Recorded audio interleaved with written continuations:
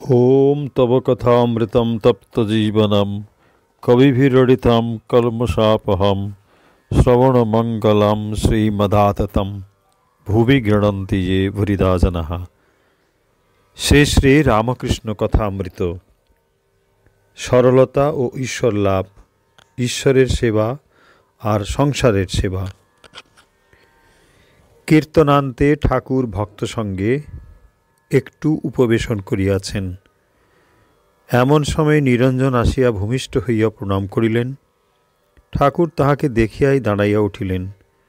আনন্দে বিস্ফালিত লোচনে সস্মিত মুখে বলিয়া উঠিলেন, তুই এসেছিস?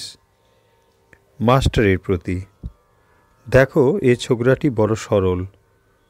সরলতা পূর্বজন্মে অনেক তপস্যা না করলে হয় না। কপটতা, পাটোয়ারি এসব থাকতে ঈশ্বরকে পাওয়া যায় না।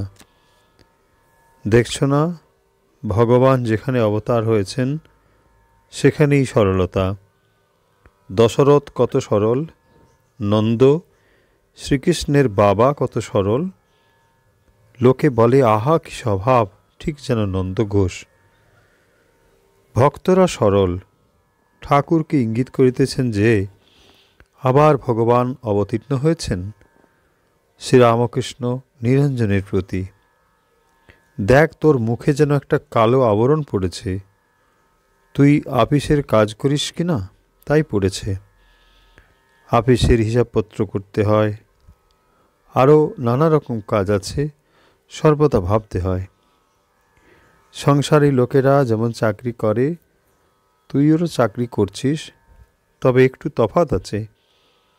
তুই মার জন্য চাকরি স্বীকার করেছিস। মা গুরুজন, ব্রহ্মময়ী স্বরূপা। যদি মাগ ছেলের জন্য চাকরি করতিস, তাহলে আমি বলতুম, ধিক ধিক শতধিক 100 মণি মল্লিকের প্রতি, দেখো ছোকরাটি ভারী সরল, তবে আজকাল একটু আধটু মিথ্যে কথা কয়, এই যে দোষ। সেদিন বলে গেল যে আসবে, কিন্তু আর এলো না। নিরঞ্জনের প্রতি, তাই রাখাল বলেছিল, তুই এঁড়ে দয়ে এসেও দেখা করিস নাই কেন? নিরঞ্জন, আমি এঁড়ে দয়ে সবে 2 দিন এসেছিলাম। শ্রীরামকৃষ্ণ নিরঞ্জনের প্রতি, ইনি হেডমাস্টার, তোর সঙ্গে দেখা করতে গিয়েছিলেন, আমি পাঠিয়েছিলাম। মাস্টারের প্রতি, তুমি সেদিন বাবুরামকে আমার কাছে পাঠিয়ে দিয়েছিলে।